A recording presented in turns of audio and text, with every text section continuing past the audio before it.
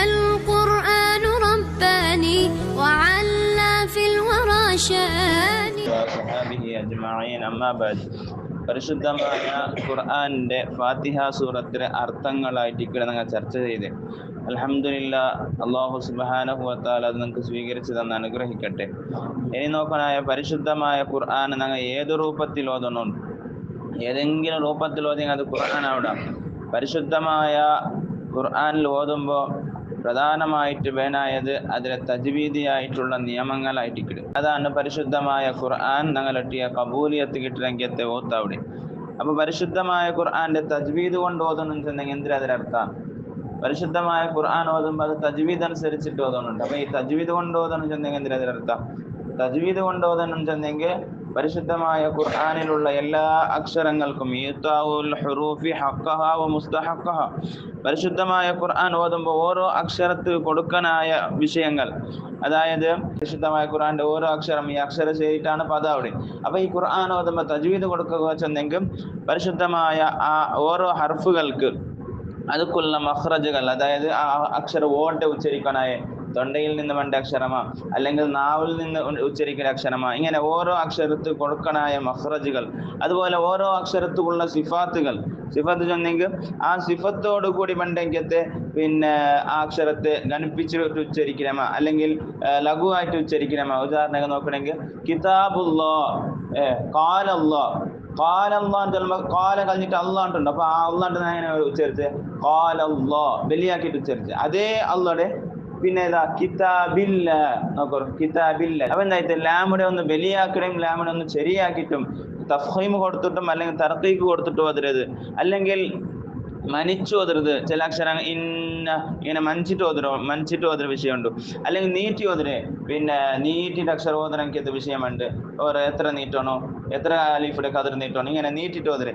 ഇതെല്ലാം കൊടുത്തിട്ട് ഓതര വിഷയമാണ് ഐക്കാണ് ചൊല്ലിട്ട് തജ്വീദിലെ ഓത്തുണ്ട്, തജ്വീദി ആയിട്ടുള്ള ഓത്തുണ്ട്.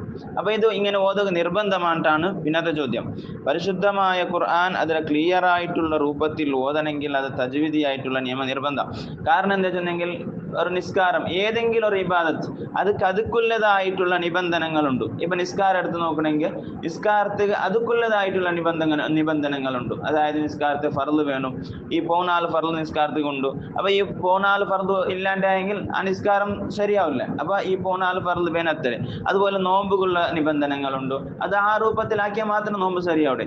അതുപോലെയാണ് പരിശുദ്ധമായ ഖുർആനുകളുള്ള നിബന്ധന. ആ നിബന്ധന പാലിച്ചിട്ട് ഓതിയെങ്കിൽ മാത്രമേ ഖുർആൻ ശരിയാവിടെ. അതായത് തജ്വീദി ആയിട്ടുള്ള നിബന്ധനകൾ. അവർക്ക് നബി സല്ലല്ലാഹു അലൈഹി വസല്ലമ തങ്ങൾ ഒരു സ്വഹാബി നിസ്കരിച്ചിട്ട് വന്നിട്ടാകുമ്പോൾ നബി സല്ലല്ലാഹു അലൈഹി വസല്ലമ തങ്ങൾ ചൊന്നു സൊല്ലി ഫഇന്നക ലം തുസല്ലി, നീ നിസ്കരിച്ചിട്ടില്ല. നബി തങ്ങൾ കണ്ടോണ്ടാവും നിസ്കരിച്ചത്. അവൻ വന്നിട്ടാകുമ്പോൾ ചൊന്നു നീ നിസ്കരിച്ചിട്ടില്ല, പോയിട്ട് ഒബാസ് നിസ്കരിൻ. അങ്ങനെ ആ സ്വഹാബി ഒബാസ് പോയിട്ട് നിസ്കരിച്ച് വന്നിട്ട് അപ്പം നബി സല്ലല്ലാഹു അലൈഹി വസല്ലമ തങ്ങൾ ചൊന്നു നീ നിസ്കരിച്ചിട്ടില്ല, പോയിട്ട് നിസ്കരിച്ച് പോകാൻ. ഒബാസ് നിസ്കരിച്ചിട്ട് ഒബാസ് വന്നിട്ട് നിസ്കരിച്ചിട്ട് അപ്പം നബി സല്ലല്ലാഹു അലൈഹി വസല്ലമ തങ്ങൾ ചൊന്നു സൊല്ലി കമാ ഫഇന്നക ലം തുസല്ലി, നീ എന്താക്കിയിട്ടില്ല, നിസ്കരിച്ചിട്ടില്ല, ഒബാസ് നിസ്കരിച്ച് പോകാൻ. ഇങ്ങനെ ചൊല്ലക്കുള്ള കാരണമുണ്ട്. കാരണം ആ നിസ്കാരത്തിലുള്ള ഫർള് അല്ലെങ്കിൽ ആ നിസ്കാരത്തിന് ബേനായതുപോലെയുള്ള നിസ്കാരമായിട്ട് നബി തങ്ങൾ കാണാത്തത് കൊണ്ടായിട്ട് നിന്റെ നിസ്കാരം ശരിയായിട്ടില്ല, നിന്റെ ഒബാസ് നിസ്കരിച്ചിട്ട് വേണ്ടാണ് നബി സല്ലല്ലാഹു അലൈഹി വസല്ലം തങ്ങൾ ചൊന്നത്. അതുപോലെയാണ് പരിശുദ്ധമായ ഖുർആൻ. അതെ, പരിശുദ്ധമായ ഖുർആനിലെ ചൊല്ലു വറത്തിലിൽ ഖുർആന തർത്തീല, നിങ്ങൾ പരിശുദ്ധമായ ഖുർആൻ ഓതറു.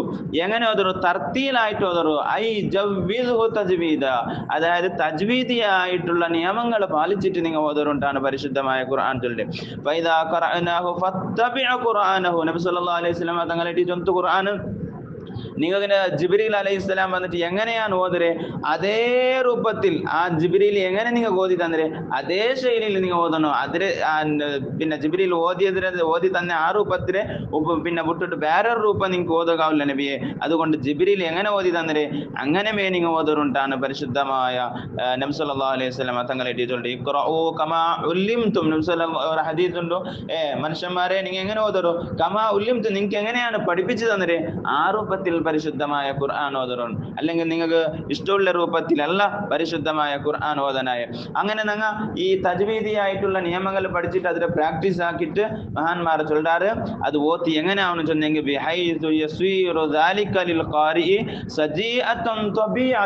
നിങ്ങൾക്ക് എന്തിനായിട്ട് പറഞ്ഞു പരിശുദ്ധമായ ഖുർആൻ അതൊരു പ്രകൃതിയായിട്ട് പറഞ്ഞു. നിങ്ങൾ പിന്നെ ഉണ്ടാക്കിയിട്ട് ഒരു സ്വാദ് ചൊന്നിട്ട് അങ്ങനെ അല്ല, അത് പഠിച്ചിട്ട് പിന്നെ അതൊരു നിങ്ങൾക്ക് ഒരു അഭ്യാസമേ തജ്വീദിയായിട്ടുള്ള നിയമം പാലിച്ചിട്ട് ഒരു അഭ്യാസമായിട്ടേ പറഞ്ഞുകൊണ്ടാണ് നിങ്ങൾക്ക് മഹാന്മാർ പഠിപ്പാട്ടാറ്.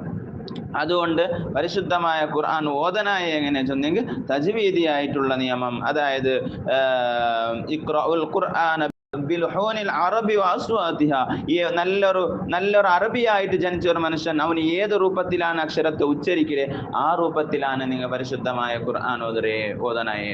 അതുകൊണ്ട് ഞങ്ങളെ ഖുർആൻ ആവണമെങ്കിലും തജ്വീദിയായിട്ടുള്ള നിയമങ്ങൾ പഠിക്കണം. പ്രത്യേകിച്ചിട്ട് പരിശുദ്ധമായ ഖുർആന്റെ ഫാത്തിഹ സൂറത്തിലെ തജ്വീദിയായിട്ടുള്ള ഓതുള്ള നിയമം പഠിക്കണം.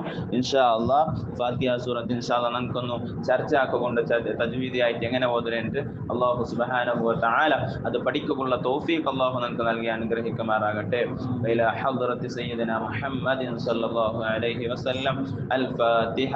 അഊദു ബില്ലാഹി മിനശ് ശൈത്വാനിർ റജീം. ബിസ്മില്ലാഹിർ റഹ്മാനിർ റഹീം.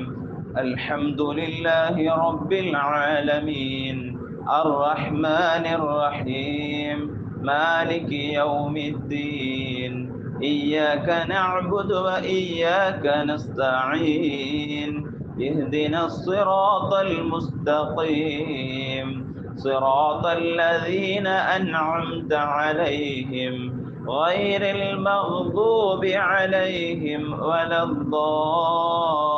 الضالين آمين. അല്ലാഹു സുബ്ഹാനഹു വ തആല ഞങ്ങളുടെ ചൊന്ന വിഷയവും ഓതിയ പരിശുദ്ധമായ ഫാത്തിഹ സൂറത്ത് അല്ലാഹു ഞങ്ങൾ സ്വീകരിച്ചു തന്ന് അനുഗ്രഹിക്കുമാറാകട്ടെ.